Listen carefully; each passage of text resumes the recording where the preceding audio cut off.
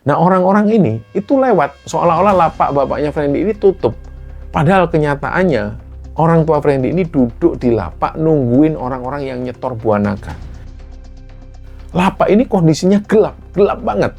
Bahkan suatu kali, dia sempat ngeliat ada sosok pocong yang berdiri di situ.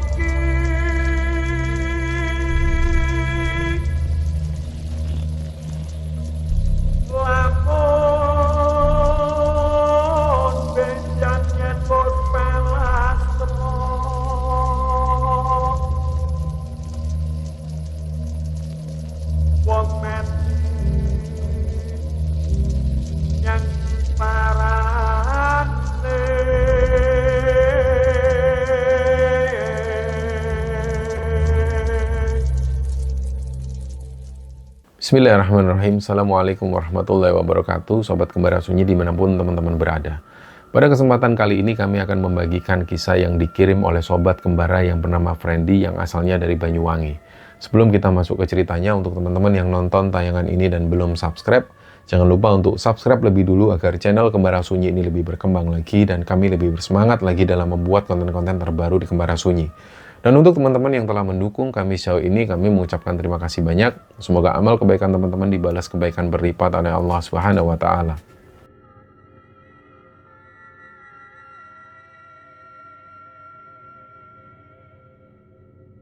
Cerita di episode kali ini ceritanya dibagikan oleh Sobat Kembara yang bernama Friendly. Jadi Friendly ini teman-teman asalnya dari daerah Banyuwangi, Jawa Timur. Dan cerita ini bermula ketika Friendly masih SD. Jadi di masa-masa itu kita tahu ada tanaman atau buah, yaitu buah naga. Jadi buah naga ini ceritanya waktu itu baru pertama kali dikenal di desa tempat tinggalnya Friendly. Jadi kondisinya itu belum seperti sekarang yang dimana-mana kita sering kali menjumpai buah naga. Jadi waktu itu jarang banget orang yang menanam buah naga. Masih belum banyak warga desa yang berani menanam buah naga, jadi rata-rata orang di desanya Friendly ini cuma menanam beberapa pohon. Itu pun cuma ditanam di halaman samping rumah mereka sekedar untuk coba-coba. Nah, jenis buah naga yang ditanam warga waktu itu adalah buah naga yang dagingnya warna putih. Dan seiring berjalannya waktu, mulai lumayan banyak warga yang ikut-ikutan nanam buah naga yang warna putih ini. Nah, bersamaan dengan itu masuklah bibit buah naga jenis baru, yaitu buah naga yang dalamnya atau dagingnya itu merah, yang bentuk dan rasanya itu kayak yang sering kita temui saat ini. Tapi tetap, meskipun jenis baru ini sudah datang waktu itu, warga masih belum ada yang berani menanam dalam skala yang besar. Di situ warga ini masih membatasi menanam di pekarangan rumah, meskipun jumlah pohonnya mulai agak diperbanyak. Nah, awal-awal ketika buah naga ini panen, banyak sekali warga desa yang suka makan buah ini. Ya, kita maklum karena ini kan buah yang hitungannya masih baru banget masuk di desa itu. Tapi lama-kelamaan namanya orang ya dikasih makan buah naga terus-menerus, warga desa mulai melenger atau bosan. Apalagi waktu itu jumlah panen dari halaman rumah warga ini sudah lumayan banyak. Sementara di sisi lain, belum ada pengepul besar khusus buah naga di desa tersebut. Memang ada beberapa orang yang mau membeli buah naga borongan, tapi lokasinya ini lumayan jauh dari desanya Friendly. Nah, singkatnya pelan-pelan warga desa ini mulai berani membuka lahan sawah mereka ini untuk ditanamin buah naga merah. Dari yang awalnya mulai coba-coba sampai akhirnya hampir orang-orang di sana pasti punya kebun buah naga di sawah mereka. Nah, ketika ngelihat peluang buah naga yang lagi naik daun di desa itu, adik dari neneknya Friendly, sebut saja namanya Mbah Tuki, dan juga di situ ada anak angkatnya dari Mbah Tuki yang namanya Lus. Mereka ini mulai buka lapak pengepul hasil panen warga. Waktu itu bisnis Mbah Tuki dan Lus ini langsung rame banget, karena memang di desa itu belum terlalu banyak saingan pengepul buah naga. Selain jadi pengepul buah naga, Mbak Tuki dan Lus ini juga punya warung sembako. Dulu warung sembako ini cuma buka kecil-kecilan di rumah mereka, tapi karena semakin maju, mereka membangun bangunan sendiri khusus warung sembako. Jadi lokasi pengepulan ini diletakkan di samping rumah utama dan di samping bangunan warung sembako. Itu di depan rumahnya Mbak Tuki. Nah, beralih ke keluarganya Fendi. Jauh sebelum musim buah naga ini booming, orang tua Fendi ini sebenarnya sudah punya usaha sendiri. Jadi di situ mereka sudah punya toko obat-obatan pertanian. Dan toko orang tua Fendi ini lumayan besar dan barangnya juga komplit semua. Selain menjual pupuk, menjual alat tani, orang tuanya ini juga menerima jual beli hasil panen palawija kayak misalnya cabai besar, cabai rawit, jeruk nipis, dan hampir semua hasil tani warga desa ditampung di situ. Toko pertanian orang tuanya Fendi ini juga rame banget waktu itu. Dan saking ramenya perputaran uang di toko itu, banyak sales obat pertanian dari berbagai pabrik itu datang ke toko mereka. Saking dihormatinya bapaknya Fendi oleh para sales ini, setiap kali Hari Raya Idul Fitri, sales-sales ini pasti membawakan parcel buat keluarganya Fendi. Padahal keluarga Fendi ini beragama Hindu. Tapi saking baiknya hubungan bisnis mereka, toleransi dan parcel itu ya tetap mengalir terus dari para distributor. Ya tapi namanya bisnis di desa yang berhadapan langsung dengan petani, di situ pasti ada resikonya. Jadi di sini bisnis dari keluarga Fendi ini sering mengalami penurunan. Di situ banyak petani yang sering ngutang di toko orang tuanya Fendi, mulai dari utang pupuk sampai utang perlengkapan bercocok tanam yang lain, semuanya itu diutang dulu dan janji bayarnya itu pas musim panen. Masalahnya orang tua Fendi ini adalah tipe orang yang bisa dibilang terlalu baik. Mereka ini orangnya gampang ngerasa mesake atau merasa kasihan ngelihat orang lain, apalagi mereka yang para petani itu. Jadi meskipun waktu itu banyak petani yang utangnya sudah numpuk, orang tuanya Fendi ini jarang mau nagih utang-utang itu ke para petani. Ya selain karena nggak tegaan itu, petani-petani yang ngutang ini juga sering ngasih banyak alasan pas ditagih. Ya mulai dari alasan gagal panen lah, harganya anjlok lah, belum balik modal, pokoknya banyak macam alasan. Karena terus-terusan diutang inilah dan perputaran modalnya ini macet, beberapa tahun kemudian toko obat pertanian orang tua Fendi ini akhirnya bangkrut. Nah, setelah toko pertanian bangkrut, keluarga Fendi ini bertahan dari mengepul sisa-sisa hasil tani kayak cabai, dan mereka fokus merawat lahan sawah mereka sendiri. Jadi waktu itu orang tua Fendi ini belum punya kepikiran untuk membuka pengepulan buah naga kayak yang sudah dilakukan oleh Mbak Tuki dan Lus. Dan lagi pula kegiatan bapaknya Fendi ini juga sibuk ngerawat sawah mereka yang memang ukurannya sangat luas. Mereka ini setiap hari sibuk merawat tanaman cabai, terus tanaman kacang panjang, dan masih ketambahan lagi merawat lahan kebun jeruk. Ini kebun jeruknya adalah beberapa hektar. Nah, saking fokusnya di dunia ternak dan tani ini, Fendi waktu kecil ini sampai minta dibelikan kambing sama bapaknya untuk tabungannya sendiri. Lama-kelamaan ketika buah naga merah ini booming di luar daerah, warga akhirnya mulai fokus menjadikan buah naga merah ini sebagai pendapatan mereka. Hasil panen buah naga ini pun melimpah. Akhirnya di situ orang tua Fendi mulai kepikiran untuk membuka lapak jual beli buah naga.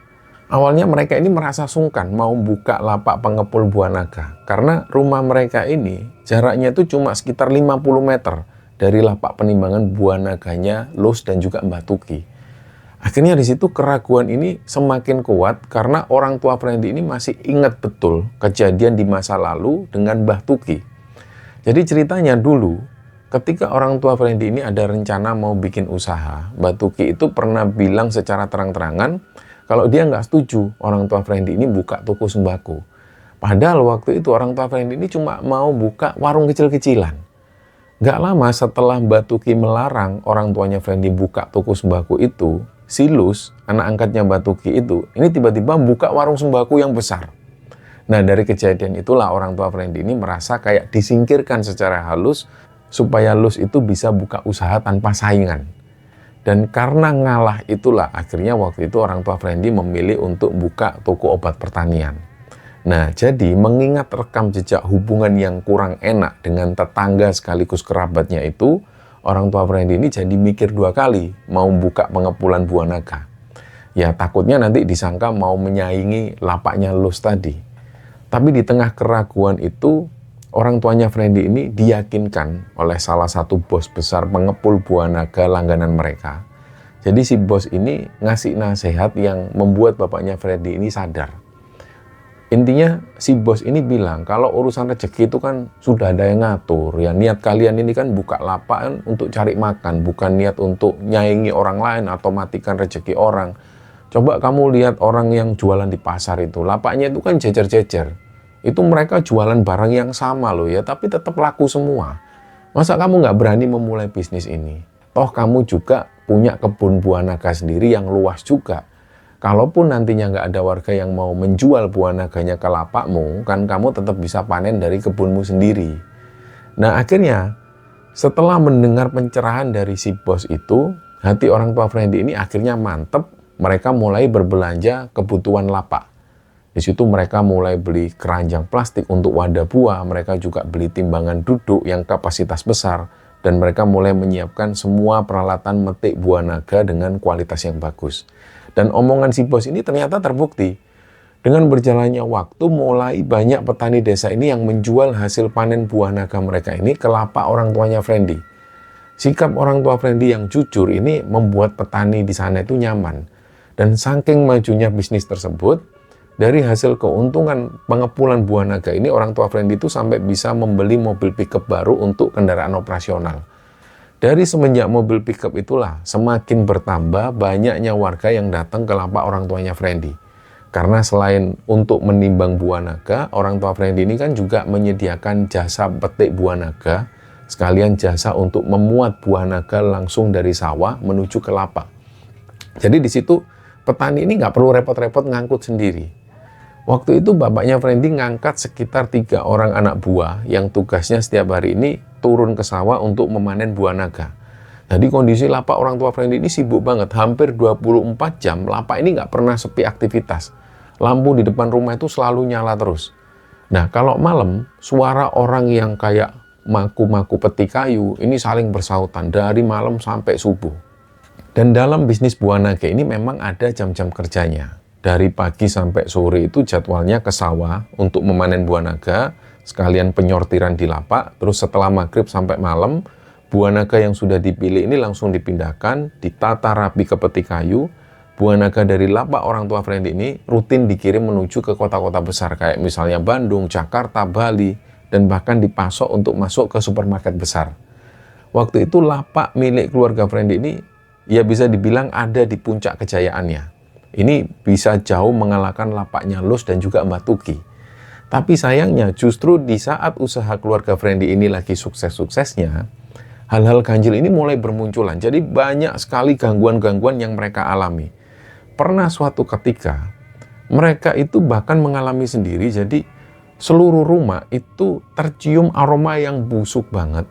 Terus tiba-tiba, buah naga yang barusan disortir ini beberapa mengalami pembusukan sendiri. Dan ini tentu hal yang aneh. Tapi mereka abaikan waktu itu. Dan hal-hal yang ganjil lainnya ini mulai sering bermunculan. Tapi sama sekali mereka itu nggak berpikiran yang macam-macam. Mereka tetap positif.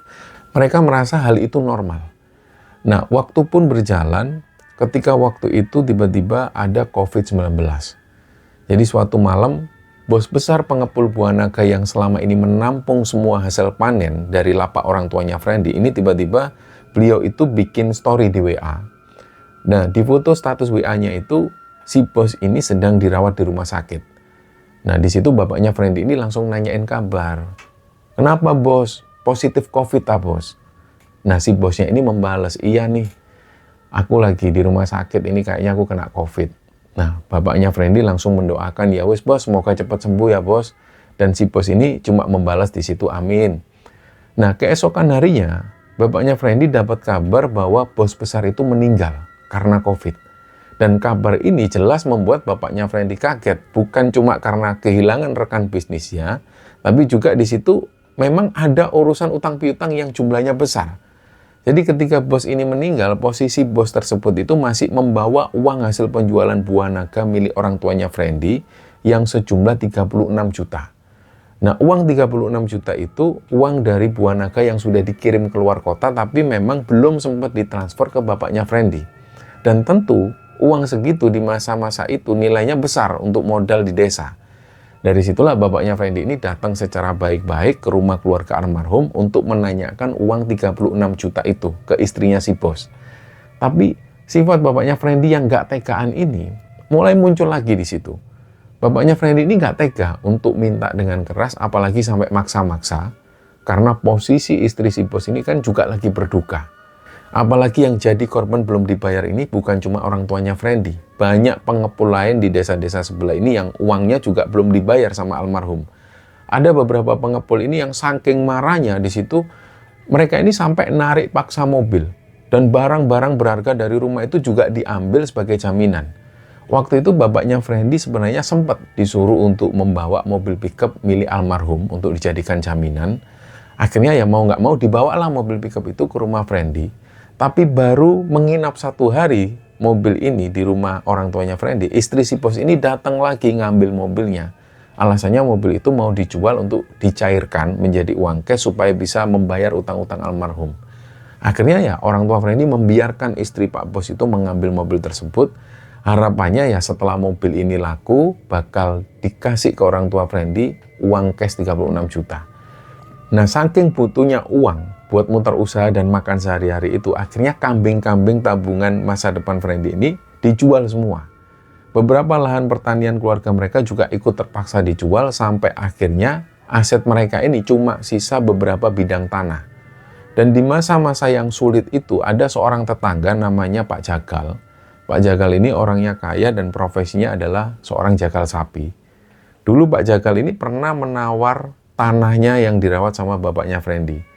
Pak Jagal cuma minta supaya bapaknya Friendly ini merawat pohon buah naga di tanah itu, sedangkan untuk sisa tanah kosong di bawah pohon-pohon buah naga itu dibebaskan. Boleh ditanami apapun sama bapaknya Friendly dan hasilnya untuk keluarganya Friendly. Nah, mengingat kondisi ekonomi yang lagi merosot itu, tawaran ini akhirnya diambil.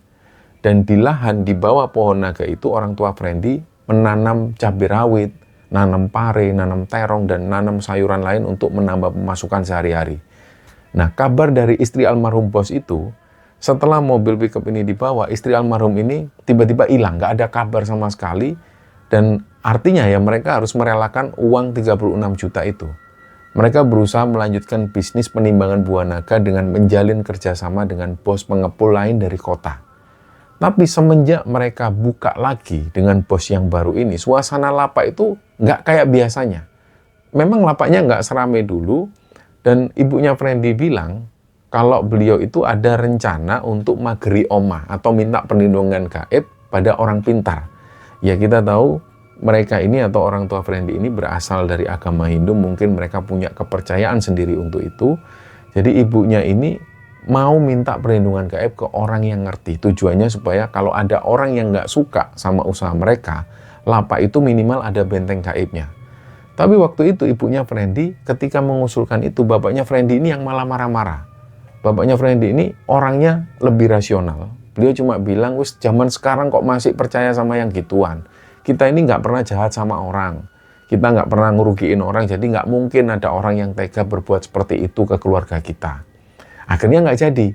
Dan hari-hari pun berlalu, kondisi lapak penimbangan buah naga mereka ini sepi. Saking sepinya, orang tua Friendly ini lebih sering menimbang hasil buah naga dari kebun pribadi mereka sendiri. Saking nggak adanya warga yang nyetor ke situ. Dan ada pemandangan yang sering dilihat langsung oleh keluarga Friendly di masa itu. Jadi setiap kali ada petani yang bawa muatan buah naga lewat depan lapak mereka, orang-orang ini kelakuannya aneh. Jadi di situ mereka ini cuma ngelihat sekilas ke lapak orang tuanya Friendly, terus kayak mereka itu nggak ngelihat apa-apa. Padahal biasanya mereka pasti belok masuk ke halaman untuk langsung nimbang buah. Nah orang-orang ini itu lewat seolah-olah lapak bapaknya Friendly ini tutup. Padahal kenyataannya orang tua Friendly ini duduk di lapak nungguin orang-orang yang nyetor buah naga. Sampai pada akhirnya bapaknya Friendly ini dikagetkan dengan satu kejadian. Jadi suatu hari bapaknya Friendly ini lagi sibuk nyortir hasil panen kebunnya sendiri. Terus tiba-tiba ada salah satu petani langganan mereka ini yang jalan kaki mampir ke depan lapak. Nah, petani ini baru selesai menjual barang panennya ke lapaknya Silus. Petani ini berdiri di depan, terus tiba-tiba dia ini nanya ke bapaknya Fendi, "Loh Pak, kenapa kok lapaknya nggak pernah buka akhir-akhir ini? Tadi saya lewat kok tutup." Padahal dia mampir ke situ, bapaknya Fendi ini lagi sibuk. Nah, di situ bapaknya Fendi kaget. Padahal setiap hari bapaknya Fendi selalu duduk di depan lapaknya. Tapi si petani ini nanya itu seolah-olah lapaknya ini tutup. Akhirnya disitulah bapaknya Fendi ini sadar kalau ada yang nggak beres secara gaib di lapaknya. Si petani ini cerita secara jujur. Jadi beberapa kali dia lewat ke situ, lapak ini kondisinya gelap banget. Bahkan suatu kali dia sempat ngelihat ada sosok pocong yang berdiri di situ. Nah, dari situlah si petani ini ketakutan. Apalagi waktu itu dia mau nyetor ke lapak orang tuanya Fendi ini pas malam hari. Jadi pas dia mau belok ke sana ngelihat lapaknya kok gelap. Apalagi ada sosok pocong di situ. Dia nggak jadi ke sana. Nah, bapaknya Fendi akhirnya jujur dan cerita ini ke ibunya Fendi tentang kejadian aneh yang dialami oleh petani tadi. Ibunya Fendi yang dari awal memang sudah curiga, beliau langsung meneruskan cerita ini ke kakek dan neneknya Fendi. Dan nggak menunggu waktu lama setelah ngobrol itu, orang tuanya Fendi ini akhirnya sepakat untuk nyari orang pintar. Mereka mendatangi orang pintar di desa sebelah itu untuk menanyakan apa yang sebenarnya menimpa lapak mereka ini. Dan sesampainya di situ, orang ini bilang, "Walah, ini ada orang yang nggak seneng sama sampean. Orang ini ngeliat sampean sukses itu iri. Pikirannya orang ini pokoknya dia baru bisa seneng kalau ngelihat sampean itu menderita dan soro." Nah, orang tua Fendi ini masih nggak nyangka awalnya, masa iya sih kok ada orang yang setega itu. Dan untuk memastikan kebenarannya, orang tua Fendi ini mulai nanya-nanya ke tetangga dan juga saudara dekat. Sebelum orang tuanya Fendi ini sadar, ada kejadian di tetangga depan rumah mereka. Tetangga depan rumah Fendi ini pernah didatangin dukun langganan mereka, sebut saja namanya Mbah Su. Waktu Mbah Su ini main ke rumah tetangga itu, Mbah Su itu sempat berdiri di teras dan sempat ngelihat ke arah rumah dan juga lapaknya Fendi. Waktu itu Mbah Su ini tanya ke tetangganya, "Iku rumahnya sopo? Itu rumahnya siapa tole di depan itu? Kok gelap banget, kok surem? Kok bisa orang tinggal di rumah yang kondisinya ketutup kayak gitu?" Terus si tetangganya ini jawab, "Walah iya mbak, itu rumahnya Fendi, sekarang usahanya lagi sepi." Mbah Su akhirnya ngasih saran di situ, apa nggak dicarikan orang tua aja tole, biar rumahnya itu dibersihkan supaya resik, supaya bersih. Nah, pembicaraan Mbah Su dan tetangganya ini akhirnya disampaikan ke orang tuanya Fendi. Nah, setelah dapat info itu, bapak dan ibunya Fendi ini langsung datang sendiri ke rumah Mbah Su untuk menanyakan hal ini lebih detail lagi. Dan ketika diterawang secara mendalam oleh Mbah Su, mulailah ketahuan fakta yang sebenarnya. Ternyata pelaku yang ngirim santet penutup rezeki itu nggak lain adalah Silus, tetangga yang juga anak angkatnya Mbah Tuki. Dari petunjuk Mbah Su ini, keluarga Fendi baru tahu metode apa yang dipakai oleh Silus ini. Ternyata Lus ini sudah menebar berbagai macam syarat gaib persis di depan lapak dan juga di depan rumah keluarganya Fendi. Salah satunya, kata Mbah Su, Lus ini menaburkan tanah kuburan. Tapi yang paling parah adalah Lus ini menaburkan 3 buah biji asam Jawa. Biji asam Jawa ini bukan sembarangan biji, yang jelas bijinya ini sudah dirituali secara khusus dan sebelumnya sudah disangrai sampai gosong. Dan secara filosofi gaibnya, biji asam Jawa yang sudah disangrai kering ini nggak bisa tumbuh lagi. Itulah tujuannya si Lus, supaya bisnis keluarga Fendi ini mati dan nggak bisa bertumbuh lagi. Nah, setiap pagi dan sore, ibunya Fendi dibantu neneknya ini mulai melakukan ritual pembersihan. Tapi saking parahnya mungkin serangan gaib itu, suasana rumah itu jadi panas dan gak nyaman sama sekali. Fendi sering kali ngelihat ada sosok nenek-nenek itu yang kayak jalan di sekitar rumah. Fendi itu awalnya mengira kalau itu neneknya. Ternyata suatu kali Fendi pernah ngikutin sosok nenek-nenek ini jalan. Jadi sosok nenek ini jelas. Kayak wujudnya wujud manusia. Dia jalan sampai ke belakang dan ketika sudah di belakang, sosok nenek-nenek ini hilang. Terus suatu ketika, pernah orang tuanya Fendi ini tidur. Beliau itu mengalami semacam kayak ketindihan. Dan dia itu kayak dicekek oleh sosok yang besar. Intinya, si sosok ini menginginkan orang tuanya Fendi ini mati. Nah, kejadian-kejadian gaib yang semacam inilah yang membuat keluarga Fendi itu seringkali mereka itu merinding. Akhirnya di situ mereka memutuskan untuk nggak lagi melanjutkan bisnis pengepulan buah naga ini, untuk ngambil jalan tengahnya. Bahkan saking nggak kuatnya, dengan kondisi rumah yang sering ribut, dan orang-orang yang tinggal di situ sering sakit-sakitan nggak jelas, jadi orang tua Frendy ini memutuskan untuk pindah rumah. Mereka ini sampai nyewa rumah kontrakan di kecamatan sebelah, lumayan jauh dari desa asalnya. Jadi di situ orang tua Frendy dan adik-adiknya ini setiap malam itu tidur dan tinggalnya di perumahan itu. Memang jarak yang harus ditempuh ini agak jauh. Dan begitu juga jarak berangkat sekolah untuk adik-adiknya Frendy ini juga semakin jauh. Tapi semua pengorbanan ini dilakukan demi mencari tempat yang lebih nyaman. Di sisi lain, ada hikmah juga di balik musibah ini. Sejak awal menikah, bapaknya Frendy ini memang punya cita-cita pengen punya rumah sendiri. Karena selama 22 tahun pernikahannya itu mereka masih terus numpang sama kakek neneknya Frendy. Waktu awal-awal orang tua Frendy mau ngontrak itu, neneknya Frendy ini bilang ke ibunya Frendy, sudah biarin aku aja yang tinggal di sini. Biar kalau dia ngirim lagi, biar ngantem badanku aja. Biar dia kualat kalau berani ngantem sama dulur tuwek atau saudara tua. Karena neneknya Frendy ini tahu siapa yang berbuat itu.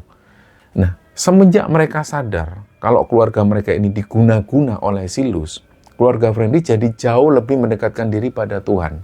Dan pada saat itu, kakek, nenek, ayah, ibu, dan juga Frendy punya kebiasaan yang baru. Jadi setiap jam 12 malam, mereka itu selalu bangun dan keluar rumah. Mereka di situ berdoa, memohon perlindungan dan keselamatan supaya dijauhkan dari segala niat jahat. Waktu itu, di tengah himpitan masalah keluarga dan bisnis yang hancur karena guna-guna ini, Frendy sama ayahnya itu berusaha untuk mencari ketenangan batin. Suatu ketika, Frendy pernah diajak ke Alas Purwo. Waktu itu dia ini perginya sama ayahnya dan ada satu orang lagi namanya Mas Andi. Tujuan mereka ke Alas Purwo itu untuk pembersihan diri sekaligus pengen supaya bisa menjadi pribadi yang ikhlas dan menjadi pribadi yang lebih sabar ketika menghadapi cobaan. Di situ mereka bertiga berangkat ke Alas Purwo naik mobil pickup. Terus singkat cerita, setelah melewati perjalanan dan masuk ke Alas Purwo, akhirnya mereka sampai di sebuah pura. Pura ini namanya Pura Kawitan. Pura ini punya sejarah yang unik karena dulu katanya tiba-tiba pura ini ditemukan di tengah-tengah Alas Purwo. Ukuran puranya sebenarnya kecil dan kelihatan kuno sekali, tapi suasananya itu terawat. Ada cerita yang beredar di sana dulu, katanya pernah ada penduduk yang iseng ngambil batu kotak dari area pura. Batu itu akhirnya lepas, terus diambil dan dibawa pulang sama orang ini. Niatnya itu mau dipakai untuk bikin tungku di rumah. Tapi nggak lama setelah mengambil batu itu, orangnya ini langsung sakit parah. Terus malamnya orang ini didatengin sosok lewat mimpinya. Di mimpi itu intinya sosok ini menyuruh untuk mengembalikan batu kota itu ke tempat semula di Pura Kawitan. Nah, sampai pada akhirnya orang ini pun ketakutan, dia mengembalikan batu itu. Jadi pas sampai di pura itu, Frendy langsung menyalakan dupa. Di sana ada patung Mbah Semar dan juga patung kodok. Dan di depan patung itulah Frendy berdoa sebentar. Setelah itu barulah Frendy bersiap masuk ke dalam pura. Tapi sebelum Frendy masuk itu, Mas Andi ini masuk duluan ke dalam pura. Nggak lama Mas Andi keluar dan dia langsung ngomong ke Frendy, "Monggo Mas, jenengan melebet. Silakan Anda masuk, tapi jangan takut ya. Karena di dalam sana ada ular yang besar sekali." Nah, nggak tahu apakah ular ini wujud yang sebenarnya ataukah ular gaib. Jujur waktu itu nyali Frendy ini langsung ciut. Frendy nanya balik ke Mas Andi, "Mas, ularnya sebesar apa?" "Anu Mas, pokoknya besar banget. Pokoknya ular ini sampai naik, sampai pulang pun juga bisa. Tapi nggak apa-apa kok. Saya sudah kasih tahu, saya sudah permisi kepada sosok gaib penunggu di sana." Frendy akhirnya masuk ke dalam pura dan akhirnya dia menyelesaikan doanya. Setelah dari Pura Kawitan itu, rombongan Frendy ini meluncur ke arah yang dekat pantai. Di situ ada tempat bentuknya itu kayak aliran sungai kecil. Nah, tempat itu biasanya digunakan untuk mandi ruwat atau berbagai macam ritual penyucian diri. Disitulah Frendy nyebur, dia mandi selama beberapa saat dan setelah beres, dia ngerasa tenang, mereka akhirnya pulang. Nah, dari rentetan kejadian ini, Frendy merasakan sendiri. Ada peribahasa bahwa di situ dijelaskan ada uang abang disayang, nggak ada uang abang ditendang.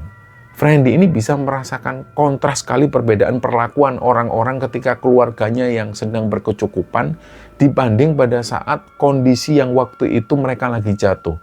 Dulu ketika bisnis bapaknya Friendy ini masih lancar, banyak orang-orang yang tiba-tiba ngaku jadi saudaranya. Nggak cuma itu, anak-anak muda di desa Friendy ini dulu hampir setiap hari nongkrong di toko pertaniannya Friendy. Mereka nongkrong di situ dan sampai menganggap toko itu kayak rumahnya sendiri.